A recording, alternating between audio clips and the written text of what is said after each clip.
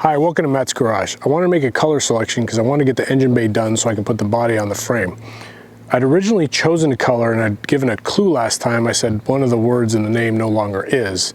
And Dave, subscriber, guessed Rangoon Red because Rangoon isn't a city name anymore. But I got that and I got it and I sprayed it out and it was way too orange. One of my other subscribers, Leo, suggested Candy Apple Red.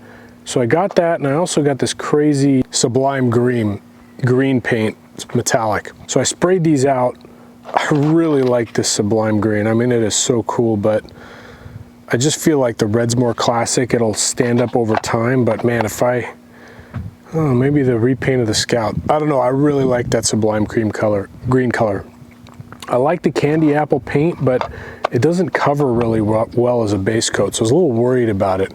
These two are the same color, actually. This is on a black speed shape. This one's on a red speed shape. And this is the Sublime green on a white speed shape. I think it's so sexy. I also got like a Mercedes AMG green, which is like super lime. And then I got a couple other reds and I sprayed them out and I ended up settling on the one of this that's over white, 924367 is the Luma color base color. So I'm gonna take you in and show you the Bronco. A lot of reds I looked at were too pink and a lot of reds I looked at were too orange. I wanted something super sexy. Like, have you guys ever seen that Super Bowl commercial for the Fiat Abarth and the girl in the black dress? Like, I wanted a color that gave that sexy vibe to the car. And I think I nailed it. It is very red. I mean, it's insane. It's a little dark toned in here inside, but once you get out in the sun, it's just like, it's an explosion of red, and I love it. I think it's great. This is the color I want my Bronco to be. It makes me happy to see this color. It's like so much energy. So let me take you in closer and show you how I suck at painting. I got major orange peel. Well, it doesn't look too bad on the camera, but yeah, you can kind of see it there. See all that orange peel? And I got one run right on the cowl there. So I don't know, but all in all, it looks like a nice engine bay. I'm thinking about cutting and buffing just the tops of the wheel wells and a little bit of the front of the wheel well, and maybe up here in the cowl just to knock down some of the trash. There's a fair amount of trash in the paint too. What do you guys think? Should I bother? None of this gets seen when the body's on, but I also need practice cutting and buffing. I've never done it before. In the meantime, I have to prep the chassis because I need to do the fuel lines and the fuel wiring so that once I put the body on, I literally never have to lift it again. I'm actually gonna leave this plastic tape on the chassis and just put the body over it. I'm gonna replace it, obviously. This got junk all over it, but just put the body on top of it, and that way I can do all my body work and everything, and I've got plastic covering the chassis. When I'm done, I can just rip it out, pick the body up a little bit, slide the plastic out from under the body mounts, and it's clean. In fact, let's take this off.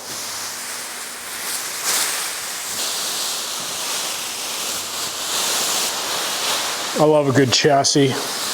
Yeah, so I just got to run the return, the feeder, the vent, and the wiring. Man, this looks good. I did a good job.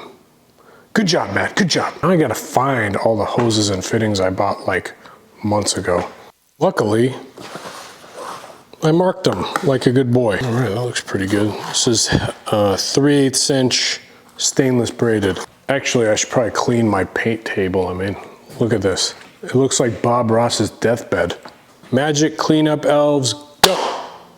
Nice job, elves. Taking it off the bottom so you don't think I'm cheating. Yeah, that's clean.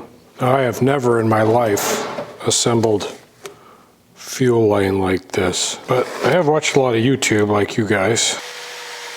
All right, so I think I'm supposed to finagle this. Okay, cool. That should be leak free. It wasn't so bad. I have a couple of updates.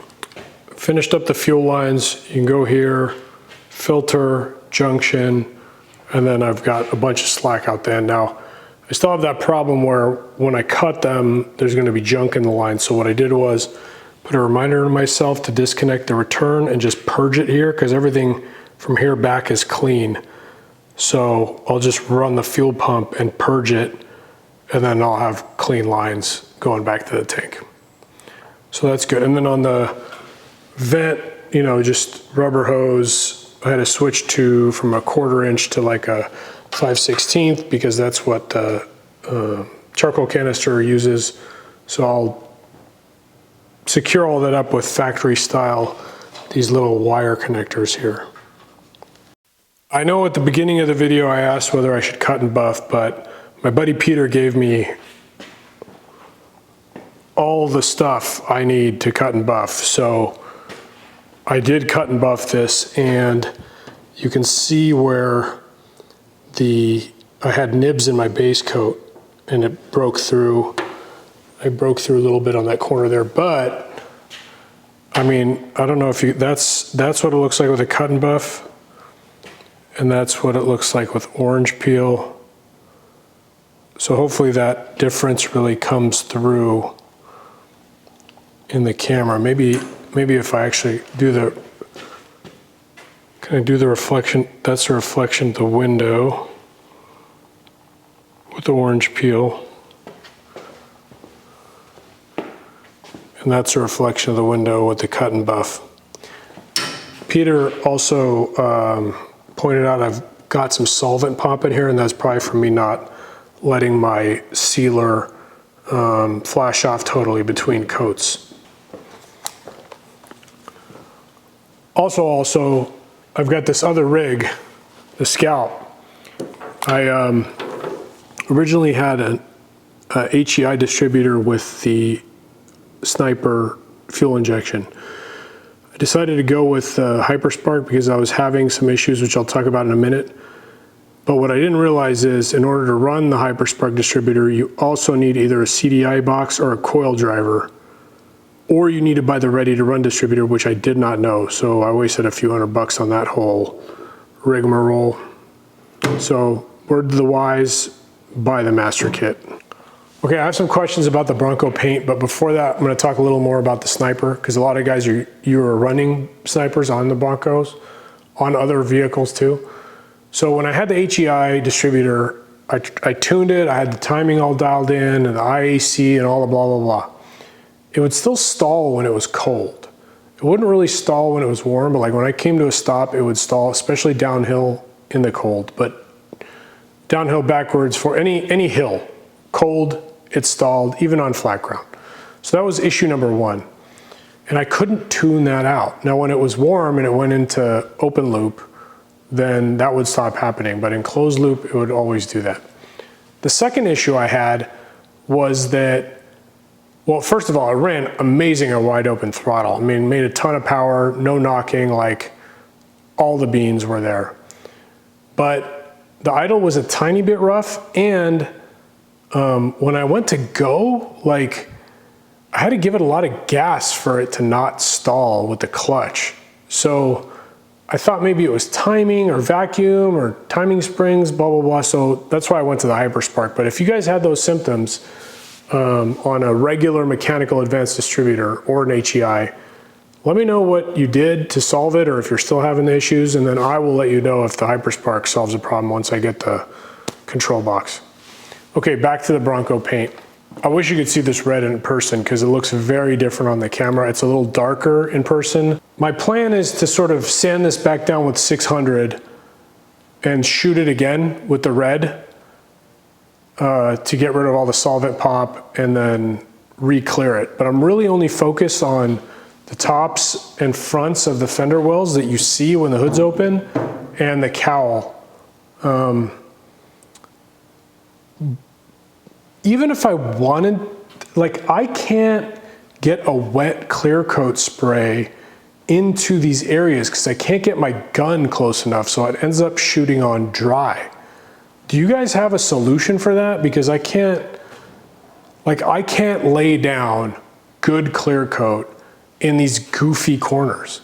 So I don't know if there's a skill or a tool or a setting or something to help you do that. What I'm gonna do this time around is ignore those, basically. I'm not even gonna sand them. I'm just gonna sand the parts I'm gonna paint and mask them off and just do those, because I can't figure out how to get the rest perfectly clear coated. And I don't know that it matters because it's in an engine bay. So would love your opinions on that.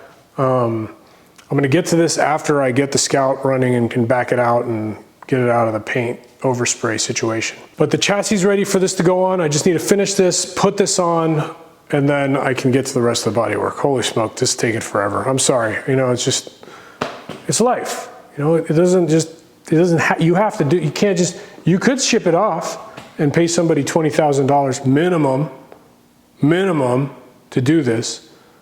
But what's the fun in that, all right? I don't know, we'll talk about it next time on Matt's Garage.